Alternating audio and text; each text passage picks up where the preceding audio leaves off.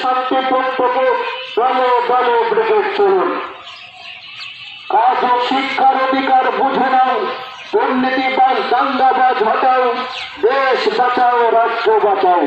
এই আহ্বানকে সামনে রেখে আগামী 7ই জানুয়ারি রবিবার ভারতের গণতান্ত্রিক যুব ফেডারেশন ডিওয়াইএফআই পশ্চিমবঙ্গ রাজ্য কমিটির ডাকে ব্রিগেড সমাবেশ। এই ব্রিগেড সমাবেশে অংশ নিতে আগামী 7ই জানুয়ারি রবিবার শান্তি প্রত্যেকে 10টার ট্রেনে দলে দলে ব্রিগেড চলুন। সমস্ত শিশুর শিক্ষার অধিকারকে সুনিশ্চিত করতে, সকল বেকারের কাজের অধিকারকে সুনিশ্চিত করতে, কৃষকের ফসলের ন্যায্য মূল্যের দাবিতে, পরিযায়ী শ্রমিকদের রাজ্য কাজের ব্যবস্থা করবার দাবিতে আগামী 7ই জানুয়ারি রবিবার সকাল 10টা 5 ট্রেনে শান্তি প্রত্যেকে দলে দলে ব্রিগেড চলুন।